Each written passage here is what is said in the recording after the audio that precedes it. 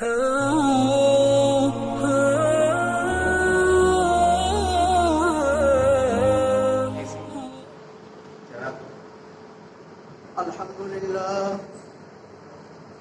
لله نحمده ونستعينه ونستغفره ونؤمن به ونتوكل عليه ونعوذ بالله من شرور أنفسنا ومن سيئات أعمالنا من يهده الله فلا مضل له ومن يضلل فلا هادي له ونشهد أن لا إله إلا الله وحده لا شريك له ونشهد أن سيدنا ومولانا محمدا عبده ورسوله أما بعد فأعوذ بالله من الشيطان الرجيم بسم الله الرحمن الرحيم يا أيها الإنسان ما غرك بربك الكريم الذي خلقك فسواك فعدلك في أي صورة ما شاء ركبك صدق الله العظيم.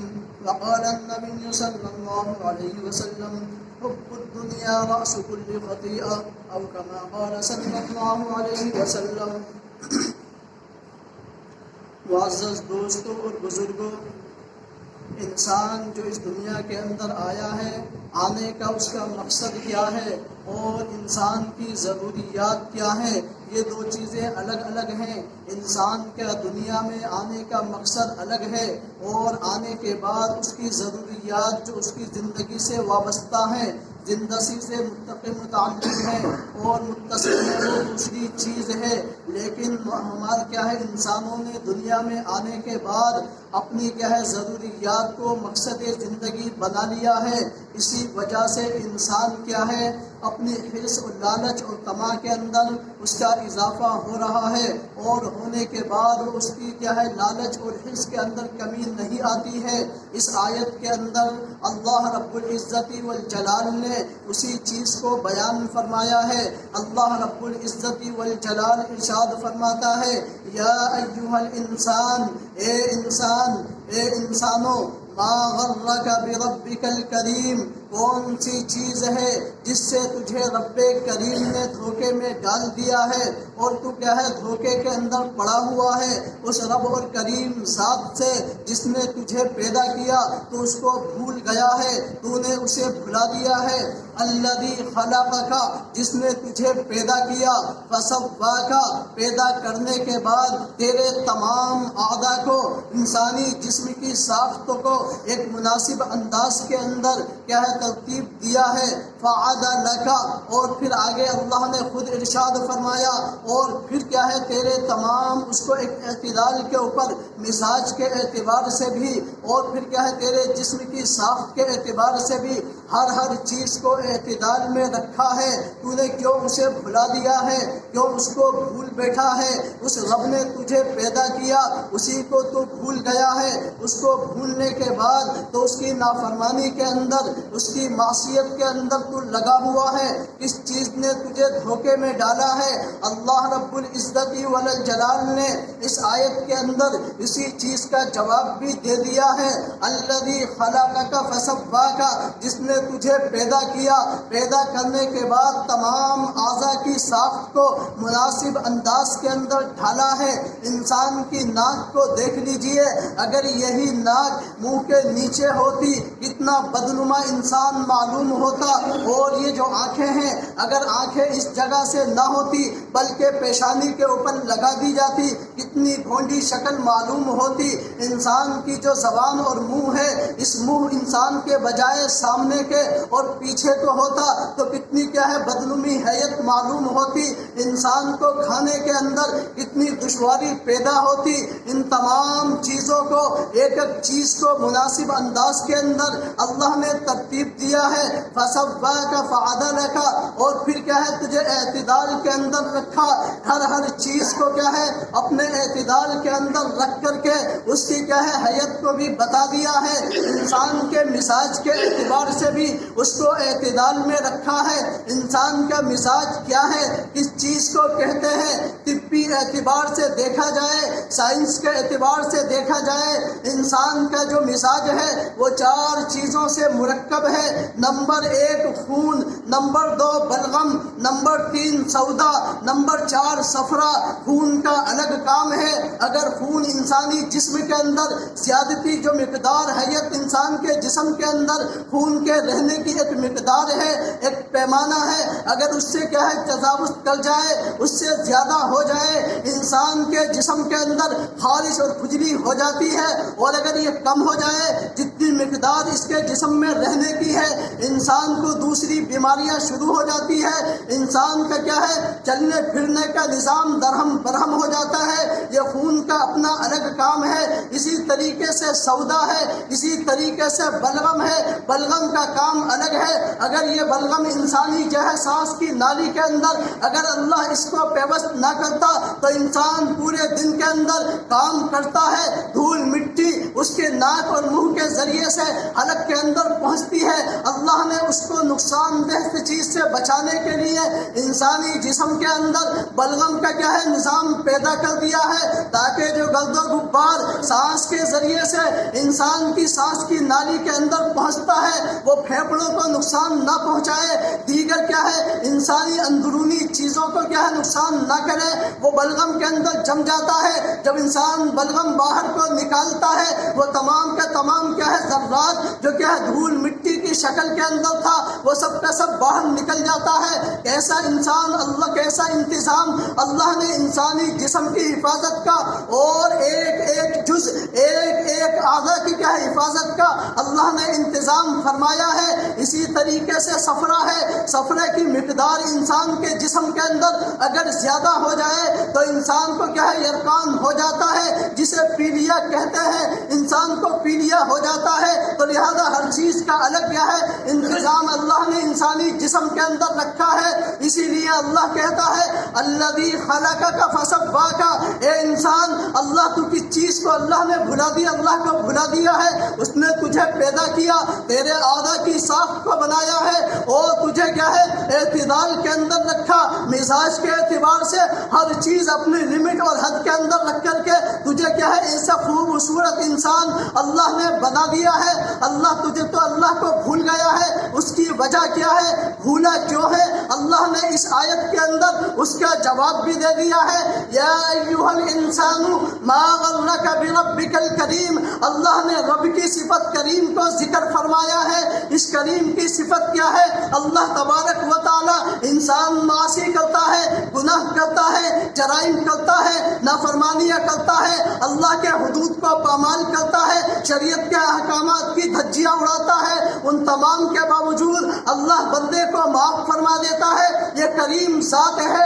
اللہ نے کریم صفت لگا کر کے اس بات کی طرف اشارہ کر دیا ہے، اے انسان تجھے میں نے پیدا کیا ہے، تمام چیزوں کو درست بنایا ہے، اور بنانے کے بعد اب تو مجھے بھول بیٹھا ہے، تو نے مجھے بھلا دیا ہے، میری نافرمانی کرتا ہے، شریعت کے احکام پر عمل نہیں کرتا ہے۔ اس کی وجہ یہ ہے کہ میں کریم ہوں، میں کریم ذات ہوں۔ اللہ رب العزت والجلال کریم ذات ہے، وہ انسان کیا ہے نافرمانی کرے، جرائم پر جرائم کرتا رہے، معصیتوں پر معصیتیں کرتا رہے، گناہ کرتا رہے، نمازیں نہ پڑھے، دیگر احکامات کی پابندی نہ کرے، شریعت کے احکامات کے خلاف صبح سے لے کر کے شام تک انسان زندگی گزارتا ہے، لیکن اس تمام کے باوجود وہ رب اتنا کریم ہے، وہ انسان کو کیا ہے پھر بھی معاف کر دیتا ہے، انسان کی کیا ہے روزی کے اندر کمی نہیں کرتا ہے، برابر روزی دیتا رہتا ہے، وہ کریم ذات ہے۔ اس کریم کی صفت کا کیا ہے تو نے فائدہ یہ اٹھایا ہے، تو نافرمانیوں میں لگا ہوا ہے، معصیتوں میں لگا ہوا ہے، جرائم کے اندر لگا ہوا ہے۔ اللہ رب العزت والجلال نے کیا ہے انسان کو ان تمام چیزوں کا جواب اسی آیت کے اندر دے دیا ہے۔ ایک دوسرے مقام کے اوپر اللہ رب العزت والجلال دنیا کی حیت کو اور دنیا کی کیا ہے دنیا کی وقت کیا ہے اور حیثیت کو بیان کرتے ہوئے اللہ رب العزت والجلال دوسری آیت کے اندر ارشاد فرماتا ہے اعلموا انما الحیات الدنیا لعب ولہو وزینۃ وتفاخر بالاموال والاولاد وتکاثر فی بینکم. اللہ رب العزت والجلال نے اس آیت کے اندر دنیا کی کیا ہے جو خبیثہ چیزیں ہیں، جو مرغوب چیزیں ہیں، انسانوں کی پسندیدہ چیزیں ہیں، ان تمام چیزوں کو اس آیت کے اندر بیان فرمایا ہے. اعلموا انما الحیات الدنیا. اللہ بندوں کو خطاب کر کے یہ بات ارشاد فرماتا ہے تم خوب جان لو، اچھے طریقے سے سمجھ لو، دنیاوی زندگی کی وقت، دنیاوی زندگی کی حیت صرف کیا ہے، لعب، کھیل کود کے علاوہ کچھ نہیں ہے، ولہو، اور تماشے کے علاوہ کچھ نہیں ہے، وزینۃ، اور دنیاوی زندگی کی زینت کیا ہے، یہ انسانوں کے لیے ہے. دنیاوی کی حیثیت اور وقت اتنی ہے، یہ کیا ہے، مرغوب چیز ہے، پسندیدہ چیز ہے. انسان اس کے اوپر فریفتہ ہو جاتا ہے، اس کا ذہن مائل ہو جاتا ہے، اس کا دماغ مائل ہو جاتا ہے دنیا کی جانب. اللہ نے فرمایا وزینۃ، اور آگے خود ارشاد فرمایا وتفاخر بینکم، اور ایک دوسرے کے اوپر تم آپس میں کیا ہے، فخر کرتے ہو، ایک دوسرے کے اوپر بڑائی جتلاتے ہو. وتکاثر بینکم فی الاموال والاولاد، اور آپس میں ایک دوسرے کے اوپر مال اور اولاد کے اندر کیا ہے، تم ایک دوسرے کے اوپر فخر کرتے ہو. میری اتنی اولادیں ہیں، اتنے لڑکے میرے ہیں، میرے اتنے اوپر مال ہے، کروڑوں کی پراپرٹی ہے، دیگر جائیداد میرے پاس ہے، تم فخر کرتے ہو. اس کی وجہ کیا ہے، یہ کیوں چیزیں اللہ نے ارشاد فرمائی ہے.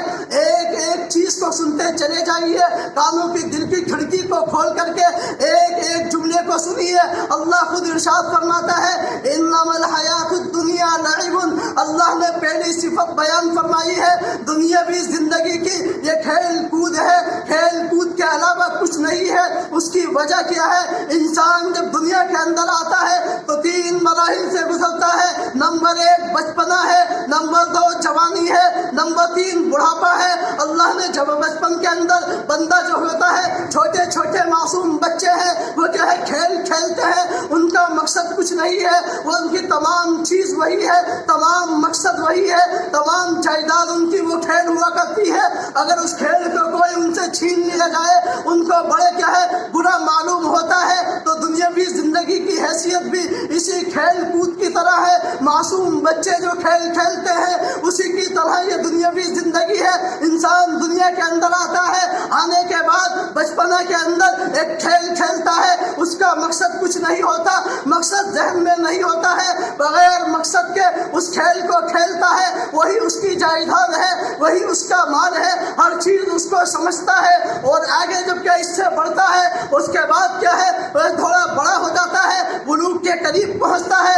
اس کے بعد اللہ نے کیا ہے، وہ کھیل کھیلتا ہے. لیکن جو کھیل کھیل رہا ہے وہ کھیل اس کے ایک مقصد ہے، تاکہ انسان کا مقصد کیا ہے، جس کھیل کو کھیل رہا ہے اس سے فائدہ حاصل کیا جائے. تو زندگی جو بچپن سے گزر کر کے تھوڑی آگے پہنچتا ہے، اس کا مقصد کیا ہے، لعب کی طرح ہے، جو با مقصد کھیل ہوا کرتا ہے. مثال کے طور کے اوپر انسان ورزش کر رہا ہے، صبح صبح بھاگ رہا ہے اور دوڑ رہا ہے. اس دوڑنے کا مقصد کیا ہے، اس کے ذہن کے اندر ہے میرا جسم ہلکا ہو جائے، میرا پیٹ اندر کو چلا جائے. اور کیا ہے، انسان جو کیا ہے ورزش کو انجام دیتا ہے اور ہیلتھ کے اندر جاتا ہے کہ بھاری بھاری چیزوں کو اٹھاتا ہے. اٹھانے کے بعد اس کا مقصد ایک ہے، میری باڈی مضبوط ہو جائے، میرا پیٹ اندر کو چلا جائے، میری چھاتی اور سینہ باہر نکل کر کے آ جائے، میں طاقتور بن جاؤں، خوبصورت معلوم ہونے لگوں. یہ انسان کا ایک مقصد ہے. انسان جو کیا ہے ورزش انجام دیتا ہے، بھاری بھاری چیزوں کو اٹھاتا ہے، اس کا مقصد یہی ہوتا ہے تاکہ میرے جسم کیا ہے، خوبصورت معلوم ہونے لگے. اللہ نے خود ارشاد فرما دیا دنیاوی زندگی کی حیثیت بھی کیا ہے، جب بچپنا سے گزر کر کے تھوڑی جوانی کی دہلیز کے اوپر پہنچتا ہے، اس کا مقصد بھی کیا ہے، تو دنیاوی زندگی کی یہی ہوتی ہے تاکہ میں کیا ہے تمام چیزوں کو کیا ہے اس سے کیا ہے فائدہ حاصل کروں. اس کے بعد اللہ نے تیسری صفت کو بیان فرمایا ہے وزینۃ. اور یہ دنیاوی زندگی صرف زینت کے علاوہ کچھ نہیں ہے، فریفتہ ہونے کی چیز ہے. دنیاوی زندگی زینت ہے. انسان بچپنے سے نکل کر کے جوانی کی دہلیز پر پہنچتا ہے تو انسان انسان کو کیا ہے اس کے بدن اور کیا ہے کپڑوں اور مال کے اعتبار سے اور کیا ہے کپڑوں اور لباس کے اعتبار سے اور انسانی بدن کے اعتبار سے اس کو زینت کی ضرورت ہوتی ہے۔ جب انسان جوان ہوتا ہے تو وہ چاہتا ہے میرا بدن خوبصورت معلوم ہو جائے، خوبصورت لگنے لگے، اچھی صحت ہو جائے، باڈی مضبوط ہو جائے، سینہ میرا باہر کو نکل کر کے آ جائے۔ یہ انسان اس زینت کو اختیار کرتا ہے، اور جو لباس تن کے اوپر انسان استعمال کرتا ہے اس کا مقصد یہ ہوتا ہے تاکہ اچھا کپڑا پہنوں، اچھا لباس پہنوں، تاکہ لوگوں کے اندر میری دھات بیٹھ جائے، میری کیا ہے مضبوطی کیا ہے میرا سکہ بیٹھ جائے، لوگ میرے لباس کو دیکھ کر کے وہ شاباش کرنے لگے۔ یہ تمام اس کا مقصد ہوتا ہے۔ تو انسان جوانی کے اندر جب پہنچتا ہے ان تمام چیزوں کو اختیار کرتا ہے تاکہ کیا ہے دنیاوی زندگی کے اندر لوگ اس کی زینت کو دیکھ کر کے مرغوب ہونے لگے۔ تو اللہ نے دنیاوی زندگی کی تیسری صفت کو بیان فرمایا ہے، وزینت۔ یہ دنیاوی زندگی بھی صرف زینت کے علاوہ کچھ نہیں ہے۔ زینت ایک حد تک ہوتی ہے، اس کے بعد ختم ہو جاتی ہے۔ اس کے بعد چوتھی صفت اللہ نے دنیاوی زندگی کی بیان فرمائی ہے، وَتَكَاثُرٌ بَيْنَكُمْ۔ تم آپس میں ایک دوسرے کے اوپر کیا ہے بڑھوتری کرتے ہو، آپس میں ایک دوسرے کے اوپر بڑائی جتلاتے ہو کہ میرے پاس اتنا مال ہے، اتنی میرے پاس یہ چیزیں ہیں، ایک دوسرے کے اوپر فخر کرتے ہو۔ یہ بھی ایک حد تک ہے، اس کی بھی ایک حد بندی ہے۔ شریعت نے ایک کیا ہے پیمانہ دے دیا ہے، اس حد تک کیا ہے تم بڑائی کرتے رہو گے۔ اور پانچویں صفت اللہ نے اسی آیت کے اندر جو انسان کی بیان فرمائی ہے، دنیاوی زندگی کو بیان فرمایا ہے، وَتَكَاثُرٌ فِي الْأَمْوَالِ وَالْأَوْلَادِ، کہ تم ایک دوسرے کے اوپر مال کے اعتبار سے، اولاد کے اعتبار سے زیادتی کو کیا ہے بڑھاتے ہو۔ میرے پاس اتنی اولادیں ہیں، 10 لڑکے میرے ہیں، 8 لڑکے میرے ہیں، اور میرے پاس اتنا مال ہے، فیکٹری کا مالک میں ہوں، پراپرٹی کا مالک میں ہوں، دکان کا مالک میں ہوں، اتنے کیا ہے کروڑوں روپے میرے پاس ہیں، اربوں روپے میرے پاس ہیں۔ یہ انسان کیا ہے ایک دوسرے کے اوپر دنیاوی زندگی کے اندر کیا ہے انسان اس کو بتاتا ہے۔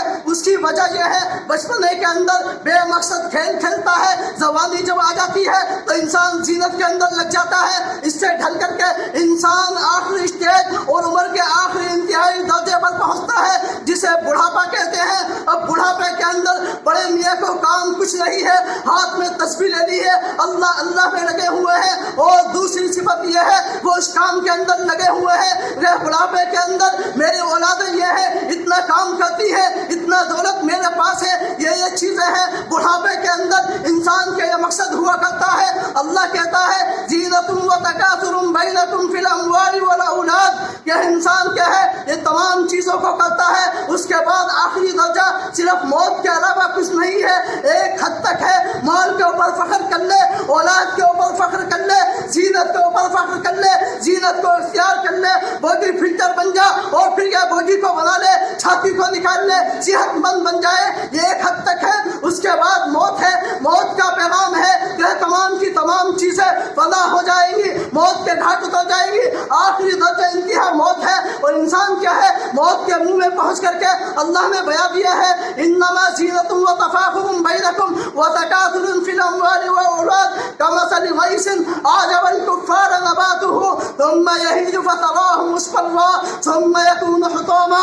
انسان کو کھیتی کیا ہے اچھی معلوم ہوتی ہے، شروع کے اندر ہری بھری ہے، خوب ہری بھری ہے، لہرا رہی ہے، دل بھا رہا ہے، دل خوش ہو رہا ہے۔ اس کے بعد آندھی آتی ہے، دھوپ آتی ہے، وہ بالکل جل کر کے پیلی ہو جاتی ہے، پھر چورا چورا ہو جاتا ہے، جیسے اس کی کوئی حیثیت نہیں ہے۔ یہی حال انسانی زندگی کا ہے، یہ انسانی زندگی کا ہے، وہ کیا ہے یہیج فتراه مصفرا ثم يكون حطاما وفي الآخرة عذاب شديد ومغفرة من الله ورضوان وما الحياة الدنيا إلا متاع الغرور۔ اللہ نے کہہ دیا ہے کہ دنیاوی زندگی ہے ختم ہو جائے گی، اس کے بعد آخری اسٹیج کیا ہے شدید عذاب ہے، عذاب کی سختی ہے، اس کو برداشت کرنا ہے، اس کو جھیلنا ہے۔ اور اگر کیا ہے بندہ دنیا کے اندر شریعت کے مطابق اللہ کے احکام پر عمل کرتے ہوئے نماز کو ادا کرتا ہے، دیگر حقوق کو ادا کرتا ہے، گناہوں سے پاک اور صاف ہو کر کے دنیا سے چلا جاتا ہے، تو اللہ کی طرف سے وعدہ ہے، اللہ کی طرف سے اعلان ہے ورضوان ومغفرہ، اللہ ان کے گناہوں کو معاف فرما کر کے ان کو کہ درجات کو بلند کر دے گا، اور ورضوان اور جنت کے اندر کیا ہے تمام خطاؤں سے پاک ہو کر کے انسان جنت میں چلا جائے گا. تو جنت میں پہنچنا معصیتوں سے پاک اور صاف زندگی گزار کر کے یہ ایک بہت بڑی نعمت ہے. اس نعمت کا اجر اللہ یہ ہے ورزوان اللہ کہہ دے گا اب خوف نہیں ہے. جیسے کھیتی کیا ہے تباہ ہونے کا خوف تھا, برباد ہونے کا خوف تھا, بچپنا سے جوانی تھی, جوانی سے بڑھاپا تھا, بڑھاپا سے موت تھی, لیکن جنت میں آنے کے بعد اب نہ کیا ہے موت کا ڈر ہے, اب نہ کیا ہے برباد ہونے کا ڈر ہے. کوئی نعمت کیا ہے سلب نہیں کی جائے گی, ہمیشہ ہمیشہ کے لیے ہے. ورزوان اللہ رضامندی کا انسانوں کو سرٹیفکیٹ دے دے گا, انسانوں کو سند دے دے گا اب میں ساری زندگی کیا ہے تم سے راضی رہوں گا, کبھی ناراض نہیں ہوں گا. اب تم اپنے دلوں سے اس خوف کو نکال دو, اللہ ناراض ہو جائے گا. اس خوف کو نکال دو, اللہ کیا ہے ہم سے روٹھ جائے گا. اللہ کی معصیت کر کے کیا ہے ہم نے دنیا کے اندر اللہ ناراض ہو گیا تھا, بارشوں کو روک لیا تھا, قحط ساری ہو گئی تھی, ظالم بادشاہ مسلط ہو گئے تھے. ان تمام خوفوں کو اب تم اپنے ذہنوں سے نکال دو, قلب و دماغ سے نکال دو. اب میں رضامند رہوں گا, کبھی ناراض نہیں ہوں گا, کبھی کیا ہے تم سے کیا ہے روٹھوں گا نہیں, ہمیشہ راضی رہوں گا. اللہ نے کہہ دیا ہے ورضوان من اللہ ومغفرہ, اللہ کی طرف سے اعلان ہو رہا ہے. تو دنیاوی زندگی دھوکہ ہے, انسان دھوکے کے اندر ہے, رب کو بھولا ہوا ہے. اس کی وجہ یہ ہے رب کریم ہے, اس نے معصیتوں کے باوجود روٹی کو چھینا نہیں ہے, رزق کے اندر کمی نہیں کی ہے, انسان کو نعمتیں دے رہا ہے. اس نعمتوں دینے کا سبب یہ ہے تم نے رب کو بھلا دیا ہے, نمازوں سے غافل ہو گئے ہو, روزے سے غافل ہو گئے ہو, دیگر اعمال کو پامال کر دیا ہے, شریعت کی دھجیاں اڑائی ہے. تو اس کی وجہ یہ ہے میں کریم ذات ہوں, کریم رب ہوں. اس کریم صفت کا فائدہ تم نے ناجائز اٹھایا ہے. تو اللہ کہتا ہے اس چیز نے دھوکہ میں ڈالا ہے, میں نے ہر چیز عطا کی ہے, میری طرف آ کر کے دیکھ, میں تجھے گلے سے لگا لوں گا, تو ایک ہاتھ چل کر کے آئے گا, میں دوڑ کر کے آؤں گا, تو مجھے تنہائی کے اندر یاد کرے گا, مجمع کے اندر اللہ تیرا ذکر کرے گا. اللہ نے دنیاوی زندگی کی حیات کو اور وقت کو بیان فرمایا ہے. تو ہمیں چاہیے ہم کریم ذات سے کیا ہے اپنا تعلق مضبوط کریں. دنیا میں آنے کا مقصد کیا ہے اور دنیا کی ضرورت کیا ہے, یہ دونوں چیزیں الگ الگ ہیں. دنیا کا مقصد یہ ہے رب کی مرضی کے مطابق زندگی گزارے, جیسے رب نے کہا ہے ویسے دنیا کے اندر کرتا رہے, نمازیں پڑھتا رہے, یہ دنیا میں آنے کا مقصد ہے. لیکن ضرورت کیا ہے, میرا پاس کوٹھی ہو, بنگلہ ہو, کار ہو, پراپرٹی ہو, فیکٹری کا مالک ہو, دیگر چیزیں ہو, یہ انسان کی ضرورت ہے. اس ضرورت کو ضرورت کے درجے میں رکھتے ہوئے اگر انسان زندگی گزارے گا کبھی مایوس نہیں ہو سکتا, کبھی انسان مایوس نہیں ہوگا. اگر ضرورت کو انسان مقصد بنا لے گا, مقصد زندگی بنا لے گا, انسان پریشان ہو جائے گا, پریشانی کے اندر مبتلا ہوگا, آفات سے خوف کرے گا. اگر یہ آفت آ گئی, اگر یہ بیماری آ گئی, یہ چیز ہو گئی ہے, تو انسان کو خوف ہوتا ہے, انسان مایوس ہو جاتا ہے, اور مایوسی کا نتیجہ یہ ہوتا ہے رب کو بھول جاتا ہے. اسی لیے اللہ نے فرمایا ہے رب سے لو لگاؤ, رب کی طرف بڑھ کر کے آؤ, اللہ تمہیں مایوسی سے بچا گا, خوف سے بچا گا, غم سے بچا لے گا, حزن سے بچا لے گا. اسی لیے اللہ نے فرمایا ہے یا ایھا الانسان ما غرک بربک الکریم, اے انسان کس چیز نے تجھے دھوکے میں ڈالا ہے, اس رب کو بھلا دیا ہے. صرف ایک ذات ہے, کریم ہونے کی وجہ سے تو نے مجھے بھلایا ہے. میری طرف آ کر کے دیکھ, رب کی مانی زندگی گزار کر کے دیکھ, اللہ تجھے مالا مال کر دے گا, دنیا کے اندر بھی آسائشوں سے نوازے گا, اور آخرت کے اندر بھی تجھے کیا ہے مغفرت دے دے گا, اور اس بار اللہ رضامندی کا سرٹیفکیٹ دے دے گا. تو ہمیں چاہیے ہم کیا ہے شریعت کے مطابق اپنی زندگی کو گزاریں. زندگی کا جو مقصد ہے اس مقصد کو مقصد کے درجے میں رکھیں, اور جو ضرورت ہے اس کو مقصد نہ بنائیں بلکہ ضرورت کے درجے میں رکھیں, تب ہم کیا ہے سکون کی زندگی گزاریں گے. اللہ تبارک و تعالیٰ مجھے اور آپ کو کہنے اور سننے سے زیادہ عمل کی توفیق عطا فرمائے. میری الفت مدینے سے یوں ہی نہیں,